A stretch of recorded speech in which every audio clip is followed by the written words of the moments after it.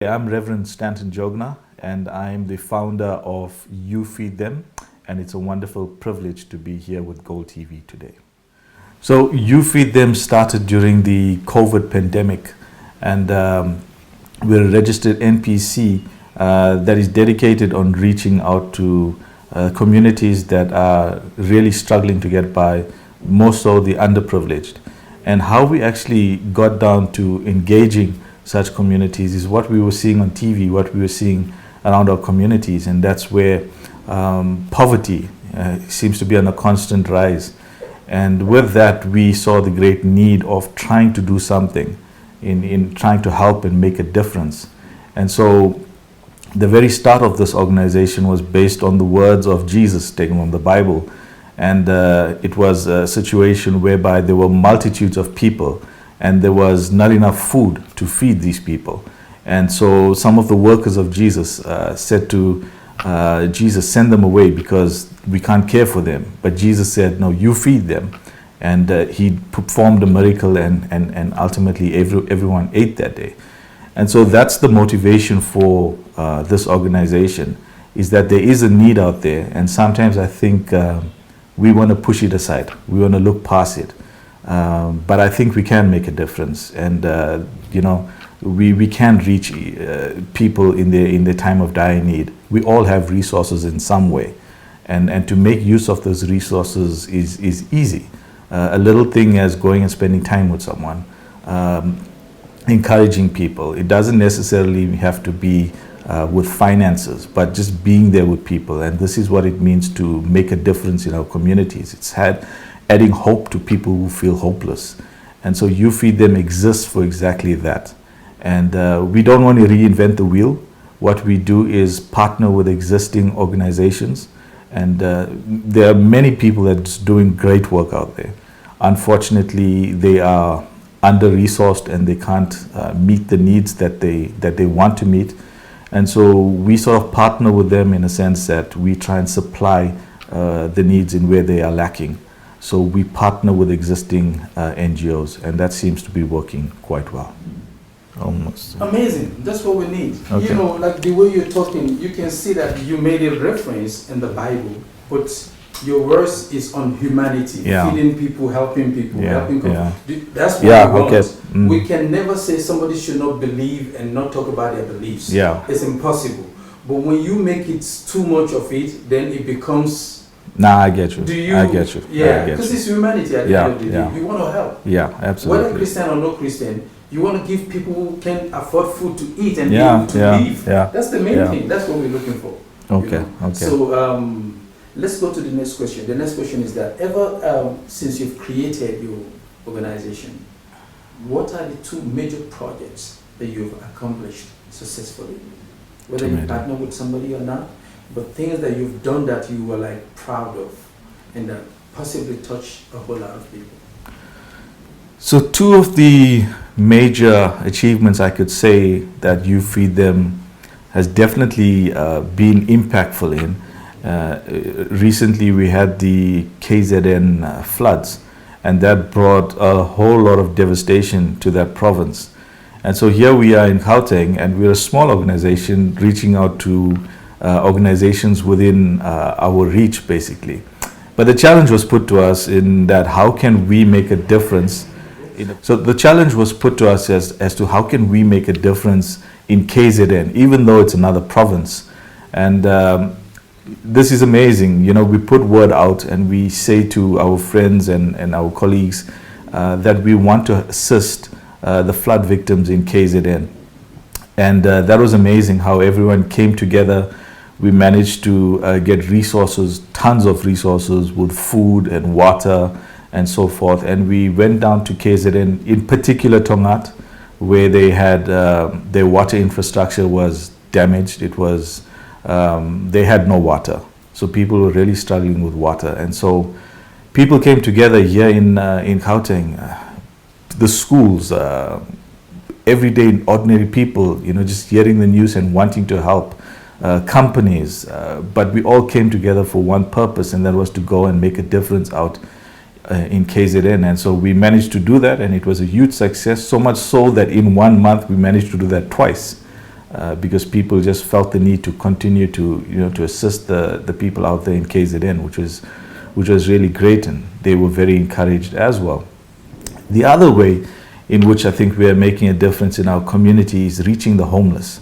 So we have a lot of homeless people, especially in the Windsor East area. And even there's unemployment, which is on a constant rise. There's a lot of people unemployed. Drug addiction being the other huge factor in this community.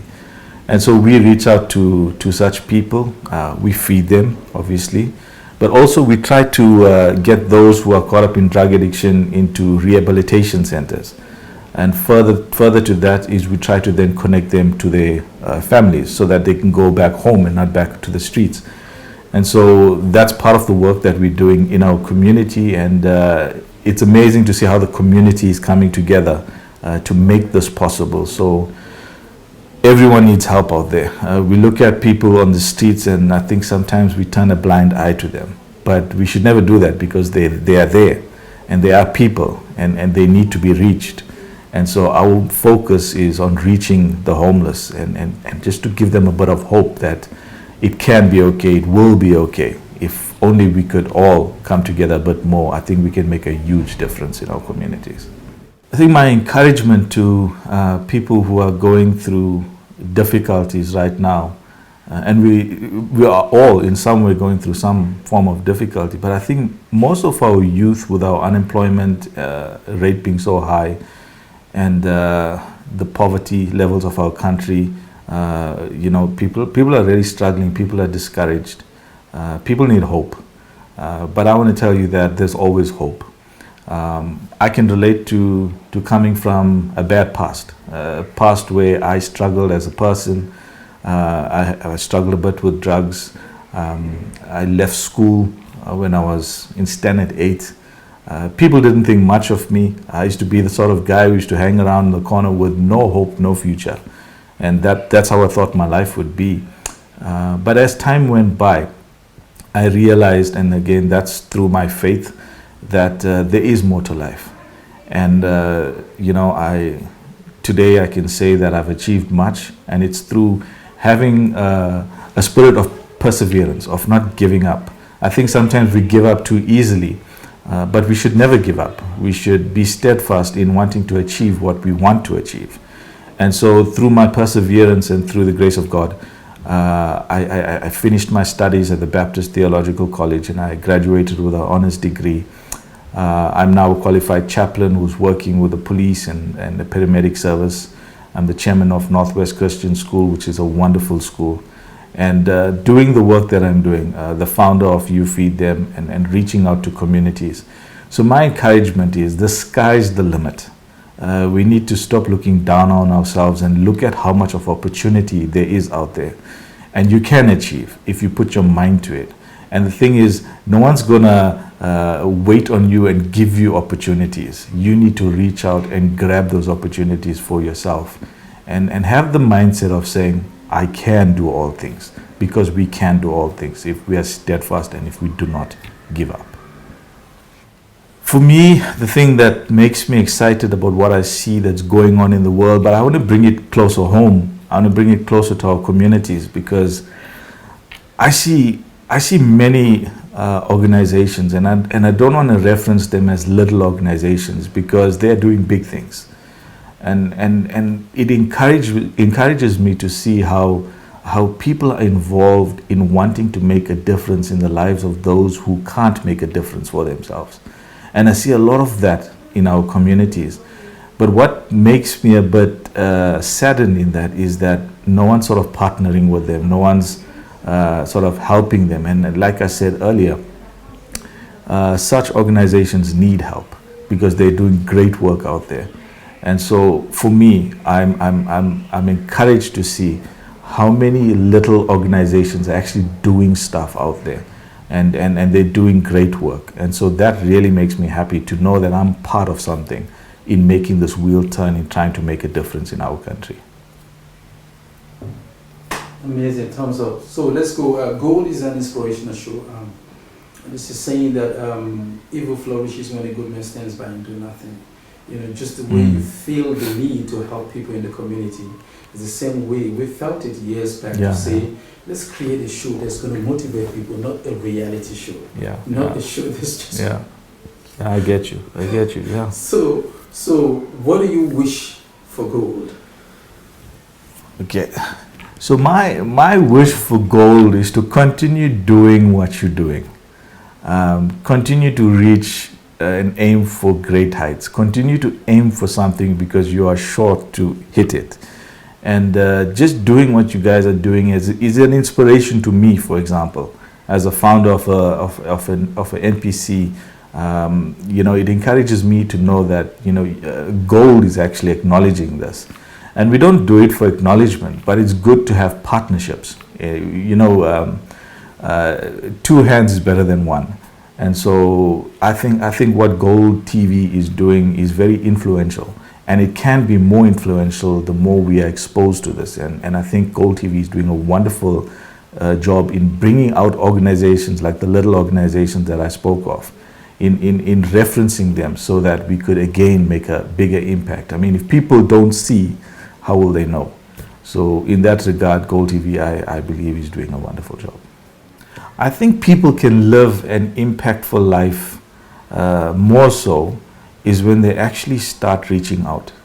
I see for myself in many communities, people turn a blind eye to the great need that's out there. And life becomes more meaningful and more worthwhile is when we actually start living outside of ourselves. And to invest in the lives of others is an investment in life for yourself, because you are making a difference, you are leaving a legacy, and we all want to leave a legacy. And I think that's the best legacy we can leave, is in that we reach out to people who are in need and try and make a difference. We don't have to make a big difference, but every bit counts. And so living an impactful life means, for me, living a life outside of yourself, trying and reaching out and making a difference in our world. I think to make reference to the two major achievements that our organization has been involved in is a couple of months back, we know of KZN and the terrible floods that they had and the dire impact it had on that province. In particular, Tongat, where the water infrastructure was basically demolished and people had no water, literally no water. People lost their jobs because factories were flooded and washed away and so forth. So people were struggling in many different ways. And we, being a little organization here in Gauteng, reaching out to our little communities, we were challenged by this. There's a great need in KZN, and so how can we make a difference in that? Sorry, let's go. Great need in KZN, and how can we impact on that? And so what we did was we put word out to friends, colleagues, churches, schools, Northwest Christian School being one of them, in coming together and trying to get resources to meet with the needs of the people who are struggling in KZN. And it was absolutely phenomenal as to how all of this came together. We had donations coming with water, food, clothing, even transportation to transport these items to KZN. So we reached out to KZN on 2 occasions in 1 month. And that's through people coming together, wanting to help and wanting to make a difference in a community that has been really struggling through the floods. And the other work in which we were involved in and still involved in is in an area called Windsor. This is a place where there's a lot of homeless people are unemployed. It's a community where there's a lot of drugs and prostitution and so forth. And so we go into a community like Windsor East. We feed the hungry, the homeless, but also we help those who are caught up in drug addiction. Okay, the other area in which we are involved in is in an area called Windsor East. Now, Windsor East is a community where there's a lot of drug addiction, homelessness, people are unemployed, prostitution. So we've been involved in this community for the past 6 years, where we feed the poor, but also try and get those who are caught up in drug addictions to rehabilitation centers, and thereafter reunite them with their families. So we see this to be a great importance because a place like Windsor should not be forgotten. People need help there, and these are difficult places, but that should not mean that we should not engage the difficult places, because that's where we also need to be involved. And so this is one of the areas that we believe we are involved quite effectively in, and we want to gain more momentum on that by getting more people coming on board and assisting us as we try to make a difference in Windsor East. The turning point in my life was God. Prior to that, I lived a life where I could say honestly there was no God. My grandfather, who's late now, he was a pastor, and years ago, whilst I was still living my life of chaos, if I could put it that way, he singled me out and he said that one day you're going to be a pastor just like me. And I laughed at him because I thought to myself, there's no way I could be a man like him. And I pushed that off, and I always fought that. There was always this longing for it though in my life, but I always fought it. Until many years later, sometimes we feel like, there's something missing in our lives. And I always tried to find out what that something was until someone guided me as to, it's Jesus. You need God in your life. And so I started to pursue that. And I said, I remember clearly, if this is it, God, then show me. And I remember there was a particular Saturday, and I had a dream. And in this dream, I was in my life, in my past life, doing the things that I used to do, the ungodly things, if I could put it that way. And in that dream, my grandfather came to me. And I remember clearly, he was using a green formal shirt and a black tie. And he came up to me and he said to me, how much more must we show you? And the dream ended. And I remember waking up that morning very surprised by that dream and saying to my wife, this is the dream that I had. And it so happens it was a Sunday morning. And on that particular Sunday morning, I switch on the TV and we have our Christian programs on ETV. And it was Grassroots that came on that particular morning. And the title for that particular morning service was Being Obedient to Your Calling. And the preacher who came up was preaching on that particular morning. Now listen to the detail in this. He's obviously he's preaching on the subject of being obedient to your calling, but more so, he was using a green shirt and a black tie, just as my grandfather was using in my dream. And for me, I saw that to be a sign that God is saying, now it's time to follow. And so I did that. And one of the things I started to pursue after that was my biblical studies. And it was not easy, very hard work. But here's the thing. If we are to achieve in anything, we got to put in the hard work. Nothing comes easy in life. And this is something I try to teach my children as well. We can't wait for handouts. We gotta make a difference. We gotta work towards the things we want to achieve. And that's exactly what I did. I was obedient to the call and God calling and changing my life, because my life changed ever since. But more so putting the work and putting the effort into making my dreams and realities come true. And so obviously God helped me through that. But I can say that without perseverance and without hard work and determination, we're going to go nowhere.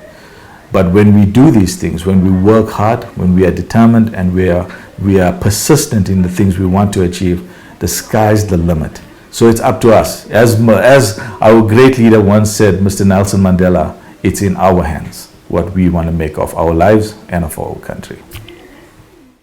So my favorite quote is taken from John F. Kennedy, one of the presidents from the United States, and he once said this: stop asking your country what your country can do for you. Ask yourself what you can do for your country. And I think that's very interesting, because I think at times we always want people to do for us. But he flips the whole thought around and he's like, okay, but what can you do? And I think if we have that mindset of what can I do, even with the little that I have, if we all have that mindset, we can achieve great things as a nation.